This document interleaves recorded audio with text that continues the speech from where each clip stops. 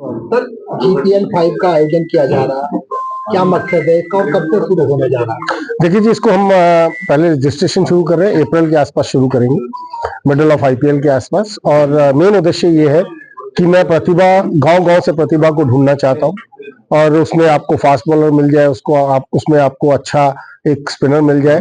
Allrounders के ऊपर तवज्जो हम ज्यादा देंगे। और कहते हैं ना, हमारे देश में बहुत ऐसे प्लेयर्स हैं जो गांव-गांव में हैं और वहां तक पहुंचने की जरूरत है। और हमने अभी शुरुआत की है, पूरे गांव में तो हम नहीं पहुंच पाएंगे, जितने भी गांव में आपके माध्यम से हम पहुंच पाएंगे, हमें बहुत खुशी होगी।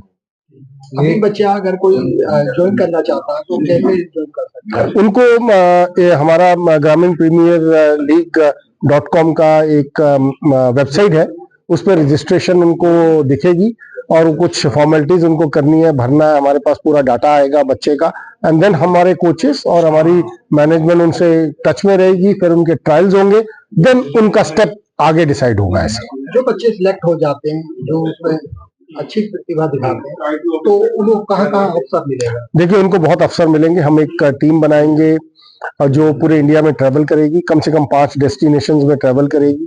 पूरा साल उनकी फ्री कोचिंग होगी हमारे कोचेस के साथ। उनमें से कुछ फास्ट बॉलर्स अगर हम अलग, वो 20 लड़के अलग रहेंगे, फास्ट बॉलर्स अलग रहेंगे, स्पिनर्स अलग रहेंगे।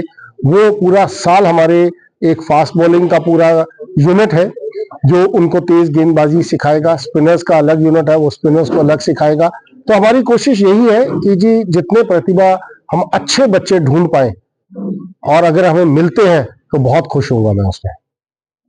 अभी कहाँ-कहाँ के बच्चे अप्लाई करते हैं? देखिए, अभी एनसीआर हम अभी थोड़ा सा छोटा दायरा बना रहे हैं, मतलब वो बच्चे जो नोएडा सुबह आ सके और शाम को अपने घर पहुंच जाए, क्योंकि इस समय हमारे पास रहने की फैसिलिटीज हमने अभी तक नहीं बनाई है। वो अगले 6 से 8 महीने तक हम रहने की फैसिलिटीज बनाएंगे। अगले साल का जो जीपीएल होगा वो हम और दायरा बहुत बड़ा बनाएंगे, लेकिन इस समय वो दायरा है जिसमें बच्चा सुबह आए और शाम को अपने घर सेफ एंड साउंड पहुंच जाए। इस लीग में कितने बच्चे सिलेक्ट होंगे? देखिए, अप्रोक्सीमेटली इनिशियल तो हम 400-500 बच्चा सेलेक्ट करेंगे जी, और उसके बाद ये धीरे धीरे बढ़ता चला जाएगा, ये हजारों में नंबर्स आएंगे, लेकिन इनिशियल 400 लड़का है और उसमें से कितनी छटनी होगी वो अभी मेरे कोचेस डिसाइड करेंगे। तो इससे अलग एक सवाल था हमारा कि जो पहले टेस्ट मैच हुए समय के टेस्ट मैच में, आपके टेस्ट में क्या स्थिति में बदलाव आया है? क्योंकि कहीं ना कहीं देखा गया कि जो पिछले 8 मैच भारत 6 मैच हारे जी। लेकिन रिजल्ट ओरिएंटेड टेस्ट मैचेस हैं। जब हम अपने समय में खेलते थे उस समय ड्रॉ ज्यादा होते थे, आजकल ड्रॉ नहीं होता, 2.5 दिन में मैच खत्म हो रहे हैं। इसमें से T20 का प्रभाव भी नजर आ रहा है। बिल्कुल, देखिए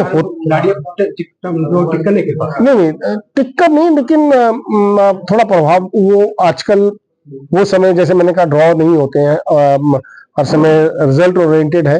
तो क्योंकि आप छोटा फॉर्मेट भी खेलते हैं तो आदत थोड़ी सी पड़ जाती है शॉट्स खेलने की। जैसे पंत है तो उनको खेलने का जो स्टाइल है वो कुछ T20 टाइप में होता है, क्योंकि वो सीधा मतलब लेफ्ट खेल रहे हैं, लेफ्ट में सीधा शॉट कर देते हैं। पंत जैसे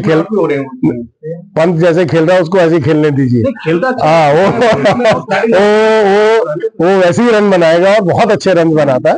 और देखिए, हर प्लेयर की अपनी अपनी सोच है। आप विराट कोहली करेंगे, वो डिफरेंट तरह के बल्लेबाज है। आप जो पुजारा पे थोड़ा पीछे चले जाए, जिनके रहने पे चले गए, वो अलग तरह के प्लेयर थे। श्रेयस अय्यर अलग हैं, और मतलब हर प्लेयर की अपनी अपनी रूप रचना है।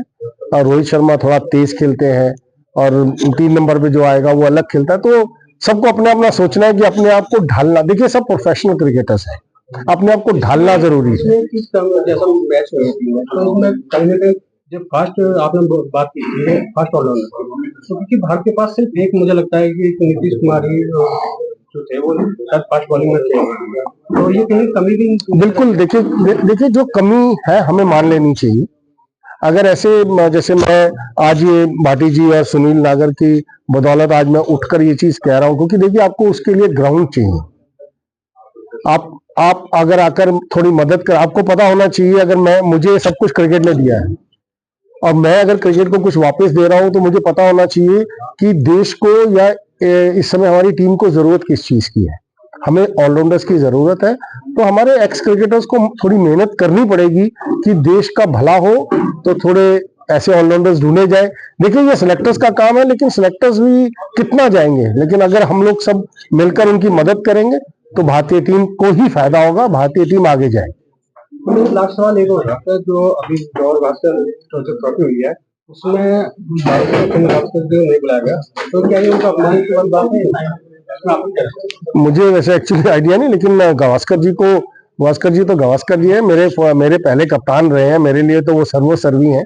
अगर ऐसी कुछ चीज अभी हाल ही में मैं पढ़ रहा था न्यूज़पेपर्स में, तो देखिए हमारे लिए देखिए गावस्कर है और सब बाद में।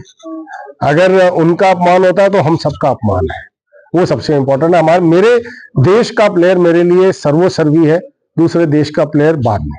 तो इसलिए मैं हर समय ये कहता हूं, हम अपने प्लेयर की इज्जत नहीं करेंगे, बाहर वाला नहीं करेगा। तो मेरे लिए सुनील गावस्कर से बढ़कर कोई नहीं है, क्योंकि वो मेरे पहले कप्तान रहे हैं जब मैं टेस्ट मैच खेला था। तो बहुत बड़ी हमारा तो सर झुका रहता है उनके सामने, क्योंकि जो उन्होंने हमें दिया है, देश को दिया है, तो उनकी इज्जत हमारी इज्जत है। चेतन जी, ग्रामीण क्षेत्र के बारे में